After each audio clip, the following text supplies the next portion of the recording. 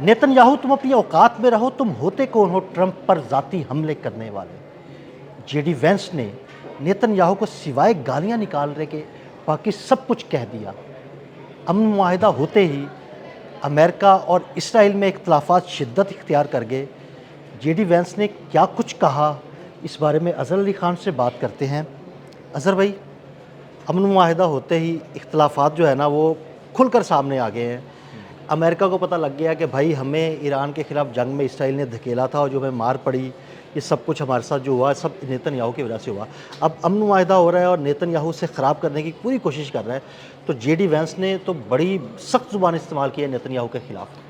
आदिल भाई, वो जो पैट्रियट के मिसाइल चला रहे थे ना वो ईरान के ख़िलाफ़ 15-15 मिलियन डॉलर के, उन्होंने हर जुमला 15-15 मिलियन डॉलर के मिसाइल के साथ चिपका के मारा है और नेतन याहू को क्लीन बोल्ड कर दिया है, उसको माइनस कर दिया है, दुनिया को उसकी औकात बता दी है।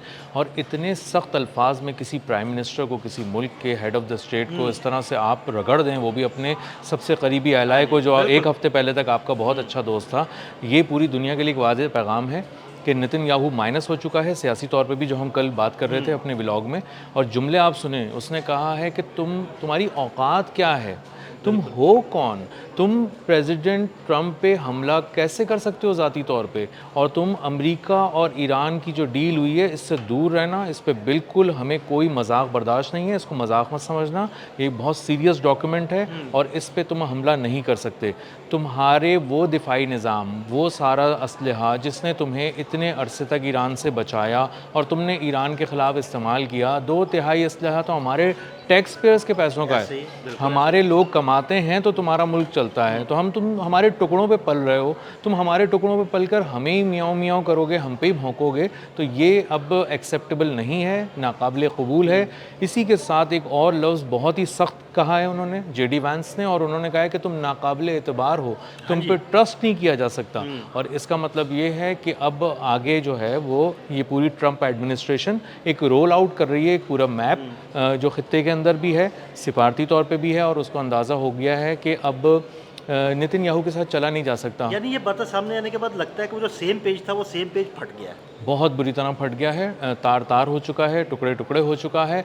और जेडी वैंस ने ये तक कहा है कि तुम हो कौन, 90 लाख लोगों का एक मुल्क हो और तुम्हारा हर मसला क्या लोगों को कत्ल करने से शुरू होता है, बिल्कुल, और ये वो बड़ी उससे बात हल है, होता है। बिल्कुल। अब आखिरकार अमेरिका की समझ में भी ये बात आ गई ना कि भाई वो तो चाहता ही है कि कत्लेआम किया जाए। बिल्कुल ऐसे ही है, और इसीलिए आप देखें आदिल भाई, उन्होंने ना इनकी जड़ काट दी है, उन्होंने इनकी मिलिट्री जड़ काट दी है, क्योंकि उनको अंदाज़ा था कि ये जाके ना फिर कोई हमला कर सकते हैं। अभी कल बैठकर एक मीटिंग की है उसने, नेतन्याहू ने, और उसके इसराइली जो आर्मी चीफ है उसको कहा है कि हो सकता है कि हम ईरान पर दोबारा हमला करें, तो अपनी तैयारी को कम मत कर देना कहीं, बिल्कुल अलर्ट रहना। इसका मतलब ये है कि वो अपने आप, उसकी बका की जंग लड़ रहा है अब नेतन्याहू, वो माइनस हो चुका है, उसको पता है कि अब मुझे कुछ भी करके अब अपने आप को बचाना है, दुनिया को एक पैगाम देना है कि मैं, और वो अपने आप को बचाने के लिए, करप्शन केसेस से बचाने के लिए, अपनी सियासत बचाने के लिए वो लबनान में दोबारा कोई ना कोई हरकत ज़रूर करेगा।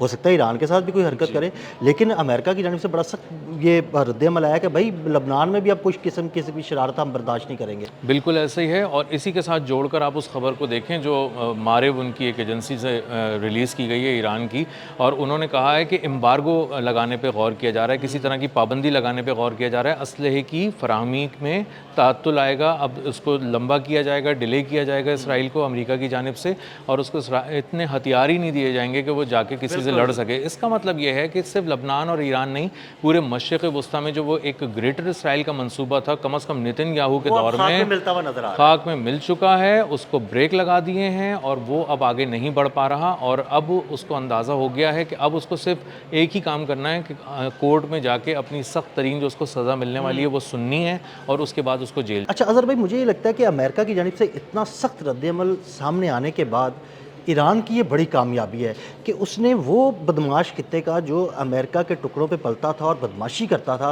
अब वो अमेरिका जो है ना उससे अलहदा होना शुरू हो गया है। बिल्कुल, ये एक बहुत बड़ी कामयाबी है, पूरी दुनिया ने देख लिया है। और ये सिर्फ नेतन्याहू और डोनाल्ड ट्रंप की लड़ाई नहीं है, बुनियादी तौर पे अमेरिका और इसराइल ने अब एक ऐसा फासला कायम कर लिया है जिसके बाद अब नेतन्याहू या उसके बाद आने वाला कोई और नेतन्याहू, कोई भी वज़ीर आज़म इसराइल का, वो अब खौफ नहीं बेच सकेगा, ईरान को बुरा बच्चा बना के नहीं दिखा सकेगा, और इराक़ को सारा वो नहीं कह सकेगा कि इनकी वजह से दुनिया में सारी ख़राबी है। तो इसका मतलब ये है कि जो आप हज़ारों अरब डॉलर की जो आप वो करते थे, एक खौफ बेच के जंग कराया करते थे। खौफ बेचते थे, जंग कराते थे, असलहा बेचते थे, अपना असलहा इसराइल को शिफ्ट करते थे, और वो वही असलहा जो है ना वो मशरक़ वस्ता के ममालिक के ख़िलाफ़ जो है ना वो इस्तेमाल होता था। बिल्कुल, अब वो खौफ नहीं बिकेगा, और अब ये इसराइल आप बहुत पीछे जाता हुआ देखेंगे, टेक्नोलॉजी के अंदर भी जाते हुए देखेंगे। इसकी असलहे की एक्सपोर्ट जो उसकी बहुत ही बड़ी एक बैकबोन कह सकते हैं आप, वो उसको आप हिट होते हुए देखेंगे।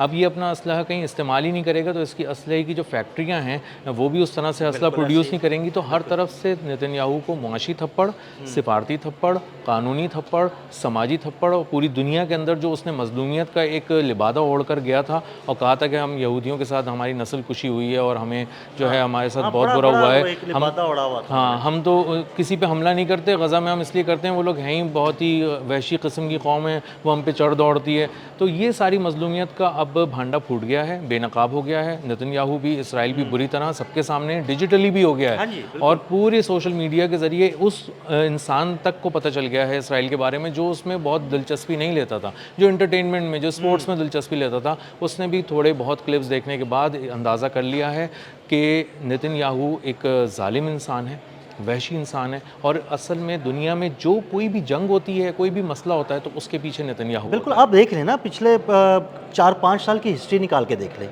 उन 4-5 साल में मशरक़ वस्ता में जितनी तबाही आई या जितने हमले हुए, उसके पीछे कौन था? उसके पीछे इसराइल ही था ना, हमेशा उसी ने पहल की, और उसके बाद तहवाला कर दिया हर मुल्क को। बिल्कुल, और उसने जाके तमाम प्रेसिडेंट्स को खौफ बेचा।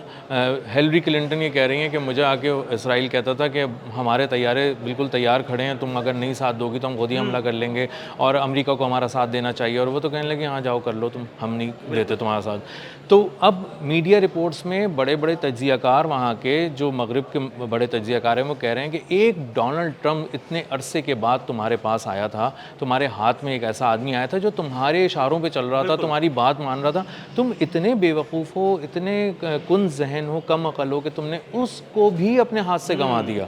और डोनाल्ड ट्रंप से गालियाँ पढ़ने का मतलब ये है कि अगर और किसी संजीदा तरीन इंसान के आगे जब जाके ये बैठेंगे आगे कभी, तो वो जब ये बात करेंगे ना कि ईरान से ख़तरा है, लबनान से ख़तरा है, इराक़ से ख़तरा है, शाम से ख़तरा है, तो वो कहेगा भाई उठो और यहाँ से निकलो। बल्कि नहीं, ऐसे नहीं कहेगा उठो निकलो, वो थप्पड़ भी मारेगा। हाँ, थप्पड़ भी मारेगा, और उनको बताएगा कि तुम्हारी, फिर औकात याद दिलाएगा। जेडी वैंस के जुमले तारीख़ में अमर हो गए और हमेशा याद रखे जाएंगे, और यही जुमले कोट कर करके बताएंगे कि ट्रंप एडमिनिस्ट्रेशन को तुमने किस तरह फंसाया था, और उससे निकलने के बाद सबसे पहले नाकाबिले एतबार दुश्मन, पीठ में छुरा घोंपने वाला जिसको कहा था, वो कोई और नहीं था, इसराइल और नेतन्याहू था।